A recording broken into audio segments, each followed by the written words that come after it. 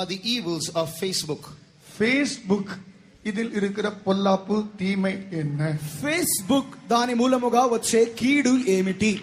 கவனிங்கள், இதை கேட்கும்போது ஒரு ஆவியில நமக்கு யுத்தம் இருக்கிறது. ஆகவே சாத்தான் அவனும் குண்டுகளை வீசுவான். ஆகவே ஏதோ சாதாரணமாக விளையாட்டாக யாரும் கேட்காமல் கருத்தாய் ஜெபித்துக் கொண்டே கேளுங்கள். அப்பா, ஒருவேளை எனக்கு சரியாக இருக்கலாம், பக்கத்தில் இருக்கிறவர்கள் நிர்விசானமாக இருந்து அதை இழந்து விடக்கூடாது. அவர்களையும் தட்டி எழுப்பும் ஆண்டவரே. யுத்தம் ஆரம்பித்து விட்டது. யுத்தத்தின் சமுக்கை ஒளிகள் உண்டாகிவிட்டன. மிகுந்த ஜாக்கிரதையோடு செயல்படுவோமாக. Listen very carefully. We are at war. Therefore, when you listen to answers of questions like these, don't listen as though this is part of some entertainment, but you keep praying as you listen. Pray, even if you're not entangled in this, there are others here who are entangled in this, and you pray that as they listen to this, God might deliver them. దయచేసి గమనించండి, ఈ యొక్క ప్రశ్నలు కేవలము ఏదో ఆహ్లాదం కొరకు ఆనందం పడడానికి కాదు, కానీ ఈ యొక్క సమస్యలలో ఉన్న ఒకవేళ మీరున్నట్లయితే దేవుడు ఈ యొక్క సమస్యలోనే మిమ్మల్ని విడిపించినట్లుగా ప్రార్థించండి. ఒకవేళ ఇతరులు ఉన్నట్లయితే వారిని దేవుడు విడుదల చేయనట్లుగా మీరు ప్రార్థించండి. இதும் கூட நான் சொல்லட்டும், இந்த இடத்தில் சத்தமாக அல்லேலூயா சொல்வது, ஆர்ப்பரிப்பது, கைதட்டுவது, உருண்டு பிறண்டு எழும்புவது, ஆண்டவருக்குள் மகிழ்வது, இப்படி எத்தனையோ காரியங்கள் செய்கிறோம். பாட்டு பாடுகிறோம், துள்ளுகிறோம், குதிக்கிறோம், எல்லாம் செய்கிறோம். தயவு செய்து ஒருவரும், எத்தனையோ பேர் நன்றாக ஆவியில் செய்கிறீர்கள், சிலர் ஒன்று ரெண்டு பேர் சாதாரணமாக மானசீகமாக செய்வதை நாங்கள் கடுமையாக கண்டிக்கிறோம். Now, there are many people who are really sincerely getting filled in the Spirit, but some of you are looking at all this carnally, and we reprove that severely. మేమైతే ఇక్కడ కొంతమంది వారు యథార్థముగా దేవునిలో ఆనందించటను మేము గమనించుచున్నాము, కానీ కొద్దిమంది అయితే వారు శరీర ప్రకారముగా ఇట్టి కార్యములు చేయుచున్నారు. మేము ఇట్టి కార్యములను ఖండితముగా గద్దించు వారమై నిరోధించు వారమై ఉన్నాము. Now please listen to the answer. దయచేసి బదులులకు చెవి కొడుங்கள். దయచేసి ఈ యొక్క జవాబును ఆలకించండి. Making friends is exciting but dangerous. நண்பர்களை சம்பாதிப்பது பரவசமூட்டக்கூடிய ஒன்றாக இருக்கிறது, ஆனால் ஆபத்து நிறைந்த ஒன்றாகவும் இருக்கிறது. స్నేహితులను కలుగ చేసుకొనుట ఉత్సాహమును కలిగించును, కానీ ప్రమాదభరితము. And in social networking, you're making friends with whom you've never seen, whom you do not know.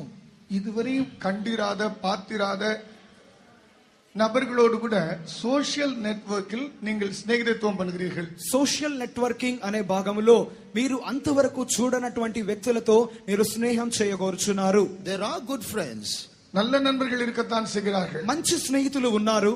But if you get into the wrong friendship, that can begin a journey to hell.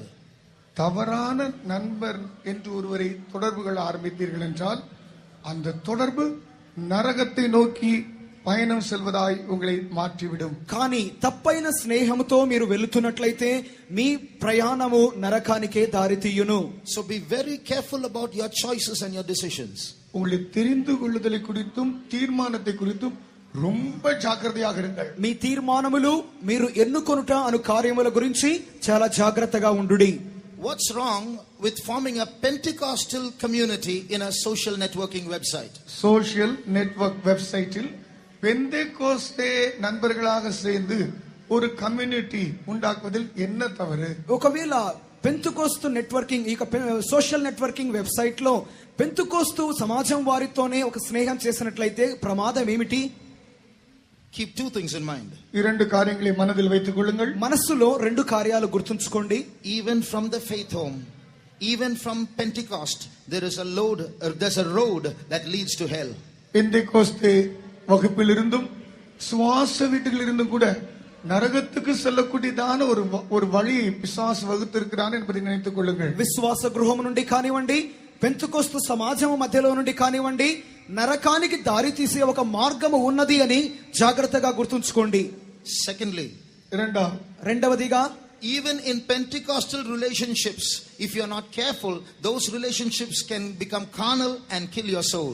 Pentecost உறவுகளில் கூட ஜாக்கிரதையாக இல்லாவிட்டால் அது மாம்சீகமாக மாறி உங்களை கொன்றுவிடும், கொலை செய்துவிடும். పెంతెకోస్తు సంబంధములు కూడా మీరు సరియైన రీతిలో నిర్వహించినట్లయితే అవి మిమ్మల్ని శరీరానుసారముగా నడిపించి మిమ్మల్ని చంపుటకు దారి తీయును.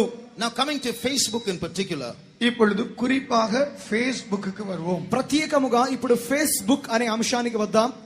in 2012 January, in the Voice of Pentecost issue, there's going to be a testimony about a young person who was trapped by or addicted to Facebook, and he explains how God delivered him. Facebook அடிமையாக இருந்து இவ்விதமாக அதில் பாதிக்கப்பட்டு பிற்பாடு விடுதலையான ஒருவருடைய சாட்சி 2012 ஆண்டு జనవరి మాసం நம்முடைய వాయిస్ ఆఫ్ పెంటికాస్ట్ వర இருக்கிறது. 2012 సంవత్సరము జనవరి నెలలో వాయిస్ ఆఫ్ పెంటికోస్ట్ పత్రిక మాసపత్రిక యందు ఒక యవనస్తుని యొక్క సాక్ష్యము, అతడు ఏ రీతిగా ఇక ఫేస్బుక్ నందు ఇరికించబడిన వాడై, చిక్కుకొనిన వాడై, దానికి పరిణామాల మూలంగా బాధింపబడి చివరిగా ఏ రీతిగా విడుదల పొందబడి ఉన్నాడో అతని అనుభవ సాక్ష్యాన్ని మీరు చదువుకొనగలరు. I request you all to get that issue and read it when it comes. அந்த இதழை அனைவரும் வாங்கி அதை படித்து కార్యங்களை సరిపడుతుబడి ఉங்கள் అனைవரையும் వాంఛిக்கிறேன். ఆ యొక్క నెల మాస పత్రికను మీరందరూ కొనుక్కొని ఆ యొక్క అనుభవ సాక్ష్యాన్ని చదవమని దయతో వేడుకొనుచున్నాను. Now there are some terms of service in Facebook. இந்த ఫేస్బుక్కిல் சில పదங்கள் அதனுடைய வர்ணனை இருக்கிறது. ఆ యొక్క ఫేస్బుక్ లో కొన్ని రకాలైన పదాలు ఉన్నవి. So there are some conditions that you have to admit to or agree to when you open an account in Facebook. ஃபேஸ்புக்கில் உன்னுடைய கணக்கை நீ ஆரம்பிக்கும் போது, துவங்கும் போது சில நிபந்தனைகளுக்கு உட்பட்டு ஆரம்பிக்க வேண்டும். ఫేస్బుక్ నందు మీరు ఒక వెబ్సైట్ తెరిచినప్పుడు ఆ యొక్క కొన్ని నియమ నిబంధనలకు మీరు లోబడాలి. First of all, when you open an account, the term is whatever you post, even your own photograph or your parents' photographs or your friends' photographs or any material that you post in your account belongs to Facebook. முதலாவது பகுதி, இதிலே இந்த நிபந்தனை என்னவென்றால், நீ உன்னுடைய புகைப்படமோ உன்னுடைய குடும்பத்தின் புகைப்படமோ மற்றும் எந்த காரியத்தையோ இந்த ஃபேஸ்புக்கில் நீ போஸ்ட் பண்ணும்போது, அதிலே நீ உள்ளே ஈடுபடுத்தும் போது அது உன்னுடையதாக இருப்பதை விட முதலாவது ఫేస్బుక్కు தான் ఉరిமையாகி విడుகிறது. మీరు ఫేస్బుక్ లో ఖాతాను తెరిచినప్పుడు ఆ యొక్క ఫేస్బుక్ నందు మీ యొక్క ఫోటో కానీ, మీ యొక్క ఇంటి వారి ఫోటో కానీ, వేరే ఏ కార్యాలైనా ఫేస్బుక్ లో మీరు పోస్ట్ చేసినట్లయితే అది మీది కాదు గానీ అది ఫేస్బుక్ కు మాత్రమే చెందినవి అని మీరు గుర్తుంచుకోవాలి. That means they can take your photos and they can use it, they can take your data and use it without your permission because it belongs to them. ஏனென்றால் இது என்னவென்றால், அது இனிமேல் அவர்களுக்கு சொந்தமாகிறபடினால் உன் புகைப்படத்தை, உன்னுடைய காரியங்களுடைய தொகுப்புகளை அவர்கள் எடுத்து தங்களுடைய விருப்பத்தின்படியே அவர்கள் ఉపయోగించலாம். ஏனென்றால் அது உன்னுடையதல்ல. అవి వారికి చెందినవి కావున వారు మీ యొక్క ఫోటోలు కానివ్వండి, మీ యొక్క వివరాలను కానివ్వండి, మీ అనుమతి లేకుండా ఫేస్బుక్ కు చెందిన వారు తమ స్వంతముగా దానిని ఏమైనను వారు చేయవచ్చును. Now, as part of their terms of service, they've also stated that when you delete your account, everything that belongs to you will be deleted. அவர்கள் ஒரு நிபந்தனையின் உட்கோட்பாடாக, நீ உன்னுடைய கணக்கை ரத்து செய்யும் போது உன்னுடைய அனைத்து உன்னுடைய தொகுப்புகள் அனைத்து அதனுடைய ஃபேஸ்புக்கில் உன்னுடைய போஸ்ட் பண்ண அனைத்துமே నీకపడం, రద్దు చేయబడం అని சொல்கிறார்கள். ఒకవేళ ఫేస్బుక్ నుండి మీరు పక్కకు తొలగవలెను అని తీర్మానించినట్లయితే మీ యొక్క ఫోటోలు, మీ యొక్క పూర్తి వివరాలన్నీ ఆ యొక్క ఫేస్బుక్ ఖాతాలో నుండి మీకు తొలగించబడును. But 2 years ago they changed that language as though to mean that even if you delete your account, they can still retain your data. அவர்கள் 2 ஆண்டுகளுக்கு முன்பாக அந்த நிபந்தனையை ஒரு தந்திரமாக வித்தியாசமான விதத்தில் சொல்லிவிட்டார்கள். நீங்கள் உங்களுடைய கணக்கை ரத்து செய்தாலும் நீங்கள் உங்களுடைய கொடுத்ததான அத்தனை போஸ்ட் பண்ணின காரியங்களை நாங்கள் எங்களுடைய పత్రத்திலே வைத்திருப்போம். కానీ 2 సంవత్సరాల క్రితము వారు నియమ నిబంధనలను కుయుక్తిగా వేరొక రకముగా మార్చి మీ యొక్క వివరాలను, మీ యొక్క ఫోటోలను ఒకవేళ మీరు ఫేస్బుక్ నుండి పక్కకు తొలగినప్పటికీ వారు వాటిని భద్రముగా జమ చేస్తారు అని చెప్పి ఉన్నారు. They have not said that they will retain it, but they have removed the promise of deleting it. அவர்கள் எடுத்து விடுவோம் என்று சொல்லவில்லை. அவர்கள் அர்த்தம் என்னவென்றால், நாங்கள் அழித்து விடுவோம் என்கிறதான அந்த பகுதியை மாத்திரமே அவர்கள் தக்க வைத்துக் கொண்டு அதை நிறுத்தி விட்டார்கள். వారైతే మేము పూర్తిగా తీసివేస్తాము అని చెప్పలేదు, కానీ అవి ఆ విధంగా ఉంచుకుంటాము అని మాత్రమే చెప్పి ఉన్నారు. Why would they want your data? அவர்களுக்கு உன்னுடைய காரிய தொகுப்பு ஏன் தேவை? మీ వివరాలు వారికి ఏ కారణం అవసరము? Another condition is that you should always keep your data updated. இன்னொரு நிபந்தனை, எப்பொழுதும் உன்னுடைய பற்றியதான காரிய தொகுப்புகளை అనుదిన அளவுக்கு நீ முன்னே கொடுத்து கொண்டே இருக்க வேண்டும். మరి యొక్క నిబంధన, మీ యొక్క వివరాలు ఎప్పటికప్పుడు నూతన పరుస్తూ ఉండాలి. If you don't, they have the right to delete your account. நீ அதை செய்யாவிட்டால் உன்னுடைய கணக்கை ரத்து செய்வதற்கு அவர்களுக்கு உரிமை இருக்கிறது. ఒకవేళ మీరు ఆ రీతిగా నూతన పరచకుండా ఉంటే మీ ఖాతాను రద్దు చేయడానికి వారికి అధికారం కలదు. Now what is their problem if your account is updated or not? உன்னுடைய கணக்கு அனுதின அளவுக்கு அது பூர்த்தி செய்யப்படாமல் இருந்தால் அல்லது இல்லாவிட்டால் அவர்களுக்கு என்ன காரியம் இதில்? మీ వివరాలు అనుదినము నూతన పరచబడకపోతే వారికి వచ్చే కార్యం ఏంటి? There are two reasons. రెండు కారణాలు. One is they are using your information and selling it to others so that the others can do their marketing and their business through your information. That's how strangers have access to your email ID. உன்னுடைய தகவல் தொகுப்புகளை உனக்கு அறியாமலே அவர்களுக்கு மற்றவர்களுக்கு கொடுத்து விளம்பரங்கள் marketing இப்படிப்பட்டதுக்கு அவர்களுக்காக அதை விற்று விடுகிறார்கள். அது அர்த்தம் உன்னை அறியாமலே உன்னுடைய காரியங்களை அவர்கள் எடுத்து ఉపయోగిக்கிறார்கள். ఆ యొక్క ఫేస్బుక్ వారు మీ యొక్క వివరాలను వేరొకరికి ఇచ్చుచు మీ యొక్క వివరాల మూలముగా వేరొకరు మీకు తెలియని అపరిచితులు మీ మూలముగా వారు మార్కెటింగ్ నిర్వహించుచు మీ మూలముగా వారు లాభపడుచున్నారు అనగా మీకు తెలియకుండానే మీ వివరాలు వేరొకరికి చేరిపోవచ్చునే ఉన్నవి. So they are using your data to earn money. அவர்கள் உன்னுடைய தகவல் தொகுப்பை பணத்துக்காக அவர்கள் சம்பாதிக்க உபயோகப்படுத்துகிறார்கள். కావున మీ యొక్క పూర్తి వివరాలను వారు డబ్బు సంపాదించు నిమిత్తమై ఉపయోగించుచున్నారు. Secondly, రెండవదిగా, now these social networking websites, especially Facebook, is coming under the power of certain high powers, so they are going to use this as a database for later world control. இப்பொழுது இந்த social network முக்கியமாக ஃபேஸ்புக்கை பற்றி சொல்லும்போது உன்னுடைய தகவல் தொகுப்புகளை இந்த உலகத்திலே பெரிய மேல்மட்டமான ஒரு குழு இருக்கிறது. அவர்கள் அதை எடுத்து உபயோகப்படுத்தி பிற்காலத்தில் தங்களுடைய నన్மைకెందు ఉపయోగించ కాத்து కొண்டிరుக்கிறார்கள். ఇక సోషల్ నెట్వర్కింగ్ వెబ్సైట్ అనున్నది ప్రత్యేకంగా ఫేస్బుక్ అనున్నది.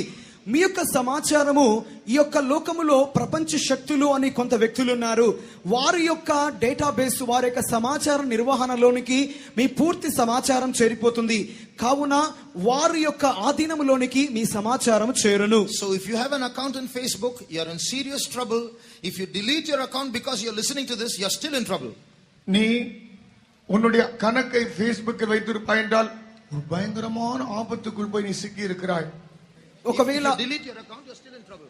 நீ உன்னுடைய அக்கவுண்டை இப்பொழுது ரத்து செய்தாலும் இன்னும் பிரச்சனைக்குள் தான் இருக்கிறாய். నీవు ఫేస్బుక్ లో ఉన్నట్లయితే నీ ఖాతా నీవు ప్రమాదంలో ఉన్నావు.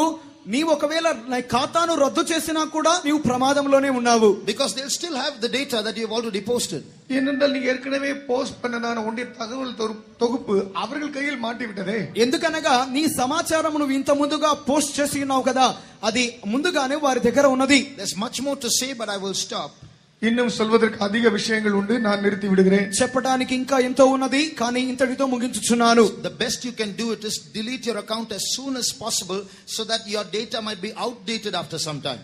நீ செய்யக்கூடிய சிறந்த காரியம் என்னவென்றால் உன்னுடைய கணக்கை ரத்து செய்துவிடு.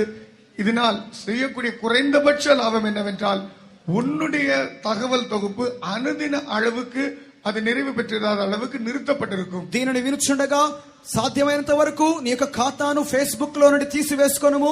దీని మూలముగా కొద్ది కాలమునకు సాధ్యమైనంత వరకు నీ యొక్క సమాచారం అన్నది అది పాత సమాచారముగా నీకు సంబంధించని సమాచారముగా మారిపోవచ్చును. In a faith home in Canada, there was a girl who had evil spirits in her. கனடாவில் இருக்கிறதான விசுவாச வீட்டில் ஒரு பெண் பிள்ளை வந்தால் அவளுக்கு பிசாசு பிடித்திருந்தது. కెనడాలోని విశ్వాస గృహంలో ఒక అమ్మాయి వచ్చి ఉన్నది.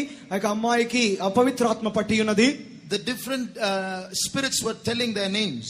பல ஆவிகள் தங்களுடைய பெயர்களை சொல்லிக் கொண்டிருந்தன. అనేక దుష్టాత్మలు తమ పేర్లు చెప్పుచూ వచ్చుచున్నవి. One spirit said, "My name is Facebook." ஒரு ஆவி சொன்னது என்னுடைய பேர் Facebook. ఒక దుష్టాత్మ చెప్పింది నా పేరు Facebook. So if you have an account, you are having a dealership with a demon. உனக்கு அதிலே ஃபேஸ்புக்கில் கணக்கு இருந்தால் உனக்கு ஃபேஸ்புக் பிசாசோடு கூட உனக்கு தொடர்பு இருக்கிறது. ఒకవేళ నీ పేరు ఫేస్బుక్ లో ఉంది అన్నట్లయితే నీకు దయ్యముతో వ్యాపార సంబంధం ఉన్నట్లే. Young brother, young sister, remember this is war. வாலிபனே, தம்பி தங்கைமார் கவனியுங்கள், இது ஒரு யுத்தம். ప్రియ యవన సహోదరుడా సహోదరి, ఇది ఒక యుద్ధము అని గమనించండి. So before you leave this camp, you have to make definite decisions. It's either heaven or hell. It's either life or death. There is no standing in between. நீ இந்த கேம்பை விட்டு வெளியே செல்வதற்கு முன்பாக பரலோகமா நரகமா, ஜீவனா மரணமா, இந்த ரெண்டுக்கு நடுவே ஒரு தீர்மானத்தை தெரிந்து விடுவதை செய்ய வேண்டும். நடுவிலே நிற்கிறது என்பதே இல்லை. ఈ యవనస్తుల ముఖాము ముగించబడే లోపు పరలోకమా నరకమా, జీవమా మరణమా, ఈ రెండింటిలో ఏదో ఒకటి కోరుకొనండి. మధ్యలో నిలబడే అవకాశమే మీకు లేదు. Today, if you make a determination to delete your account, God will protect you against the powers of the Antichrist. இன்றைக்கு உன்னுடைய கணக்கை Facebookலோ அல்லது சோஷியல் நெட்வொர்க்கில் இருந்து ரத்து செய்ய தீர்மானிப்பாய் என்றால் கர்த்தர் உன்னுடைய ஜீவியத்தை பொறுப்படுத்தி அதிலே உனக்கு யுத்தம் செய்வார். He will deliver you from the powers of the Antichrist. இந்த கிறிஸ்துவின் வல்லமையிலிருந்து கர்த்தர் உன்னை விடுதலை ஆக்குவார். సోషల్ నెట్వర్కింగ్ నుండి, ఫేస్బుక్ లో నుండి ఈ దినమే నీ యొక్క ఖాతాను రద్దు చేసుకునే నిమిత్తమై నీవు తీర్మానించినట్లయితే దేవుడు నీ తీర్మానాన్ని అంగీకరించి అంత్యక్రీస్తు యొక్క అధికారములో నుండి నిన్ను తప్పించును. Now, if you make a determination to delete your account, God will give you a divine protection. இப்பொழுது உன்னுடைய கணக்கை இந்த சோஷியல் நெட்வொர்க்கில் இருந்து நிறுத்த ரத்து செய்ய நீ தீர்மானம் பண்ணுவே என்றால் God will give you a divine protection. கர்த்தர் ஒரு தெய்வீகமான பாதுகாப்பை தருவார். నీవు ఈ సమయమందు ఆ యొక్క ఖాతాను రద్దు చేసుకునే నిమిత్తమై తీర్మానించినట్లయితే దేవుడు నీకు దైవికమైన కాపుదలను, రక్షణను ఇచ్చును. For God to see and for the devil to see. Those who will say, I will delete my account as soon as I get home, put up your hands. இதோ எனக்கு முடிந்த அளவுக்கு சீக்கிரமாக போய் என் கணக்கை ரத்து செய்து விடுவேன் என்று தேவன் பார்க்கட்டும், அந்த சாத்தானை பார்க்கட்டும் என்று தீர்மானம் எடுக்கிறவர்கள் உடைய கரங்களை உயர்த்துங்கள். ఈ యొక్క యవనస్తుల మకా ముగించబడిన వెంటనే నేను ఇంటికి వెళ్లి ఆ యొక్క ఫేస్బుక్ లో నుండి నా ఖాతాను రద్దు చేస్తాను అని తీర్మానించిన వారు మీ చేతులు పైకెత్తండి. దేవుడును సాతానును చూడనివ్వండి. Do you know heaven is rejoicing as you put up your hands? உனக்கு தெரியுமா, உன் உயர்த்தின கரங்களை பார்த்து பரலோகம் சந்தோஷப்பட ஆரம்பித்திருக்கிறது. మీరు ఎత్తిన చేతులను చూచి పరలోకము సంతోషించుచున్నది. Satan is bowing his head in shame as you put up your hands. உன் கரங்களை உயர்த்தின இந்த வேளையில் சாத்தான் தலையை கீழே குனிந்து அவன் வெட்கப்பட்டுக் கொண்டிருக்கிறான். మీరు చేతులెత్తగా సాతాను చూచి నీ తలను సాతాను తలను కింద పడవేసి సిగ్గుతో తల వంచుకొని ఉన్నది. Let this be from the depth of your heart. இதன் உள்ளத்தின் அடி ஆழத்திலிருந்து இருக்கட்டும். ఇది మీ హృదయాంతరంగములో నుండి ఉండనివ్వండి. You must do it because you love Jesus. இயேசுவே நான் உம்மை நேசிக்கிறேன், அதனால் இந்த தீர்மானம் செய்கிறேன் என்று சொல்ல. మీరు యేసును ప్రేమించుచున్నందు వలన ఈ తీర్మానం చేయండి. May the grace of the Lord Jesus Christ be with all those who lifted up their hands now. இதோ கரங்களை உயர்த்தின உங்கள் அனைவர் மேலும் கர்த்தராகிய இயேசு கிறிஸ்துவின் கிருபை உண்டாவதாக. చేతులెత్తిన ప్రతి వారి మీద దేవుని యొక్క అపరిమితమైన కృప కలుగునుగాక. Hallelujah. హల్లెలూయా. Another question. மற்றொரு கேள்வி, మరి ఒక ప్రశ్న, how do I hear God's voice? தேவ சத்தத்தை நான் எப்படி கேட்பது? దేవుని స్వరాన్ని నేను ఏ రీతిగా వినగలను? First of all, I want to settle a misunderstanding. முதலாவது ஒரு தவறான விளக்கத்துக்கு ஒரு தீர்வை கொடுக்க வாஞ்சிக்கிறேன். మొదటిగా కొన్ని రకాలైన అపార్థాలకు నేను వివరణ ఇవ్వాలని కోరుచున్నాను. God's voice is not audible. You can't hear it with the ears. It's very rare that you will hear God's voice with your physical ears. தேவனுடைய சத்தம் என்று சொல்லும்போது உன்னுடைய சரீர பிரகாரமான மாம்சீக காதுகளை வைத்து கேட்பது என்பது மிகவும் அரிதான ஒன்றாகும். దేవుని స్వరము అన్నది సహజముగా మన యొక్క శరీర ప్రకారమైన చెవుల మూలముగా వినుట అన్నది చాలా తక్కువ సందర్భములలో మాత్రమే జరుగును. God's voice is a communication without a necessary audible sound being heard. தேவனுடைய செய்தி போக்குவரத்து என்று சொல்லும்போது சரீர பிரகாரமாக கேட்கக்கூடிய சத்த அளவிலான இடைபாடு இல்லாத ஒன்றாக இருக்கக்கூடிய உண்டு. దేవుని యొక్క స్వరము వినుట అన్నది సమాచార సాధనములు లేకుండా ఈ విధముగా చెవుల మూలముగా ఈ విధముగా కాకుండా వేరొక రీతిగా వినుట అయి ఉన్నది. Now the clock on the wall does not have a mouth to speak, but it makes a communication to me. It tells me the time is 11:25. இப்பொழுது மேலே இருக்கிறதான இந்த கடிகாரம் அது பேசக்கூடியதான சத்தங்கள் ஒலி இல்லை, ஆனால் என்னோடு கூட ஒரு செய்தி போக்குவரத்தை கொடுக்கிறது. இப்பொழுது நேரம் 11:25 ஆயிற்று என்று சொல்கிறது. ఇప్పుడు ఎదురుగా ఉన్న గడియారం అన్నది అది మాట్లాడడానికి దానికి నోరు లేదు, కానీ అది చూపుల మూలముగా మాత్రమే అది సరియైన సమయము 11:25 అయింది అని సమాచారాన్ని వ్యక్తపరుస్తున్నది. Don't read now, but in Psalm 19 and the first 3 verses, 19వ సంగీతం முதல் 3 వచనங்களை இப்பொழுது வாசிக்க வேண்டாம். அதில் இப்படி இருக்கிறது. కీర్తనలు 19వ అధ్యాయము మొదటి 3 వాక్యములు ఇప్పుడు చదవనవసరం లేదు. అందులో ఈ విధముగా ఉన్నది. The heavens declare the glory of God. వానங்கள் దేవుని మహిమயை வெளிப்படுத்துகின்றன, వివరిக்கின்றன. ఆకాశములు దేవుని మహిమను మహత్యమును బయలుపరచుచున్నవి. Day unto day uttereth speech. That means God's voice is being heard by nature itself, communicates the existence of God. தேவனுடைய சத்தமானது அது அனுதினமும் தொனிக்கக்கூடியதாக இருக்கிறது.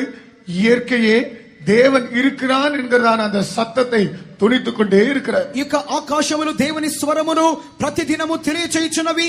ఈ యొక్క ప్రకృతి కూడా దేవుడు ఉన్నాడు, దేవుని స్వరమును ప్రతిదినము అది నూతనముగా తెలియచేయుచునే ఉన్నది. Then the third verse says there is no language where this voice is not heard. அடுத்து 3வது வசனத்தில் வாசிக்கும் போது இந்த சத்தம் கேட்கக்கூடிய அளவுக்கு அதிலே பேச்சு இல்லை என்பதை வாசிக்கிறோம். 3వ వాక్యంలో చదువుచున్నాం, அந்த சத்தம் கேட்காத భాష இல்லை. ఆ యొక్క స్వరము విననటువంటి భాష లేదు అని ఆ యొక్క వాక్యములో చదువుచున్నాం. Which means all over the world, in every nation, nature communicates and says God is there. முழு உலகத்திலும் எல்லா தேசத்திலும் இந்த இயற்கை இருந்து கொண்டு தேவன் இருக்கிறார் என்கிறதான செய்தியை சொல்லிக்கொண்டே இருக்கிறார். సర్వలోకమంతయు సృష్టి అనున్నది దేవుడు ఉన్నాడు అని తేటగా చెప్పుచునే ఉన్నది. There are 2 kinds of ways God speaks. தேவன் பேசுகிற 2 விதமான வழிகள் இருக்கிறது. దేవుడు మాట్లాడు 2 విధానములు కలవు. One is an indirect source. ஒன்று மறைமுகமான பகுதி. మొదటిగా పరోక్షముగా God speaks when you read the Bible. தேவன் நீ வேத புத்தகம் வாசிக்கும் போது பேசுகிறார். నీవు బైబిల్ చదువునప్పుడు దేవుడు మాట్లాడతాడు. You may read 3 chapters, but 1 verse might touch you. That's the voice of God. 3 அதிகாரங்கள் நீ படிக்க கூடும், ஆனால் ஒரு வார்த்தை வசனம் உன்னை தொடும். அதுதான் உன்னோடு பேசுகிற தேவ சத்தம். 3 అధ్యాయములు నీవు చదవవచ్చును, కానీ గుర్తింపబడిన ఒక వాక్యము నిన్ను ఆకర్షించును. అది దేవుడు నీతో మాట్లాడు మాట అయ్యున్నది. If you have godly parents and they're asking you to do something and you obey it, there also is the voice of God. தேவ பக்தி உள்ளதான பெற்றோர்கள் உனக்கு இருந்து அவர்கள் சொல்கிற காரியத்துக்கு நீ கீழ்ப்படிவாய் என்றால் நீ கீழ்ப்படிகிறதான அவருடைய சத்தம் தேவ சத்தம். దైవ భక్తి కలిగిన తల్లిదండ్రులు నీకు ఉన్నట్లయితే వారు నీకు ఫలానా కార్యము చెయ్యి అని నీకు చెప్పినట్లయితే అది నిజముగానే దేవుని స్వరమై ఉన్నది. When you listen, obey the servants of God, you're obeying the voice of God. கர்த்தருடைய ஊழியக்காரருடைய சத்தத்துக்கு செவி கொடுக்கும்போது தேவ சத்தத்துக்கு நீ செவி கொடுக்கிறாய். దేవుని సేవకుల స్వరాన్ని వారికి మాటను నీవు లోబడినప్పుడు నీవు దేవుని స్వరాన్ని వింటున్నట్లు. Very often in the problems you face, the voice of God is hidden. அடிக்கடி நீ சந்திக்கிற பிரச்சனைகளில் தேவ சத்தம் உனக்கு கொடுக்கப்படுகிறது. తరచుగా నీవు ఎదుర్కొనుచున్న సమస్యలలో దేవుని స్వరం అన్నది ఉన్నది. Christian philosopher C.S. Lewis said, கிறிஸ்தவ தத்துவ ஞானியாகிய C.S. லூயிஸ் அவர்கள் சொல்கிறார், క్రైస్తవ జ్ఞాని అయినటువంటి C.S. లూయిస్ చెప్పుచున్నాడు, God whispers in our pleasure but shouts in our pain. தேவன் நம்முடைய இன்பமான சூழ்நிலைகள் மத்தியில் கிசுகிசுப்பாக பேசுகிறார். ஆனால் நாம் வேதனைப்படும் போதோ அவர் உரத்த சத்தமாக அவர் கூவி பேசுகிறார். మన దేవుడు మన యొక్క సంతోషకరమైన సమయాలలో ఆయన గుసగుసలాడును, కానీ మన యొక్క వేదన భరితమైన సమయాలలో ఆయన గట్టిగా అరచును. So when you go through any pain or agony in your life, remember God is shouting something at you. Open your ears and listen to that voice. நீ சோதனை பரீட்சை கஷ்டத்தின் வேதனை வழியாக போகும்போது நினைத்துக்கொள், தேவன் உன்னை பார்த்து బలత్త సత్తమాయ్ ఏదో ఒక కార్యத்தை அதுக்குள்ள பேசிக்கொண்டே இருக்கிறார். నీవు ఒకవేళ శోధనలు కష్టముల మార్గముగా వెళ్తున్నట్లయితే గమనించండి, దేవుడు మిమ్మల్ని చూచి ఏదో గట్టిగా అరచుచున్నాడు. మీ యొక్క చెవుల మూలముగా మీరు వాటిని వినాలి. When your conscience pricks you, that's also God shouting at you. உன் மனசாட்சி உன்னை குத்திக் கொண்டிருக்கும் என்றால் அதுவும் தேவன் உன்னோடு பேசுகிற சத்தம் தான். మీ మనస్సాక్షి మిమ్మల్ని గుచ్చుచున్నట్లయితే అది దేవుడు మీతో మాట్లాడుచున్న స్వరము. These are indirect sources. இவைகள் எல்லாம் மறைமுகமான பகுதிகள். ఇవన్నీ పరోక్షమైన పద్ధతులు. When you learn to obey these indirect sources of the voice of God, தேவனுடைய மறைமுகமா இருக்கிறதான இந்த பகுதியின் சத்தத்தை புரிந்து கொள்ள நீ கற்றுக்கொள்ளும் போது, దేవుని యొక్క ఈ విధమైన పరోక్షకరమైన మార్గములను ఈ యొక్క స్వరమును వినుటకు మీరు నేర్చుకున్నట్లయితే, then slowly you will learn to be directly guided by God, which is called the guidance of the Spirit. நீ மெதுமெதுவாக நேரடியாக தேவனால் நீ பேசப்படுகிற சத்தத்தை கேட்கக்கூடிய இடத்துக்கு வருவாய். அதுதான் ఆవిயின் వழி నడతలిனால் నడతపడుவது. మీరు కొద్ది కొద్దిగా దేవుని మూలముగా నడిపించబడే ఒక స్థానముకు రాగలరు. అది దేవుని యొక్క ఆత్మ నడిపింపు అను స్థానమై ఉన్నది. They that are led by the Spirit of God, they are the sons of God. దేవుని ఆవిயினால் నడతப்படுகிறவர்களோ அவர்கள் தேவனுடைய புத்திரராய் இருக்கிறார்கள். దేవుని ఆత్మ మూలముగా ఎందరు నడిపించబడుదురో వారు దేవుని కుమారులై ఉన్నారు. Those who have heard the voice of God, lift up your hands. దేవుని సత్తத்தை కేటవர்கள் కరங்களை ఉయర్తండి. దేవుని స్వరాన్ని విన్నవారు ఎవరైనా ఉన్నట్లయితే చేతులు ఎత్తండి. Directly or indirectly, at least once in your lifetime. வாழ்க்கையின் கட்டத்தில் நேரடியாகவோ இல்ல மறைமுகமாக ஒரு தடவையாவது கேட்டிருக்கிறேன் சொல்வர்கள் கரங்களை உயர்த்துங்கள். పరోక్షముగానైనను ప్రత్యక్షముగానైనను ఒక్కసారైనా దేవుని స్వరాన్ని విన్నవారు చేతులు ఎత్తండి. That the Lord might speak to us in the coming days even more clearly. Let us praise God. இனி வரும் நாட்களில் இன்னும் தெளிவாக கர்த்தர் நம்மோடு கூட பேசும்படியாய் நாம் கர்த்தரை ஸ்தோத்திரிப்போம். రాబోయే దినాలలో ఇంకను తేటగా దేవుడు మీతో మాట్లాడినట్లుగా స్తోత్రించెదము. Praise the Lord. స్తోత్రం స్తోత్రం స్తోత్రం స్తోత్రం స్తోత్రం స్తోత్రం.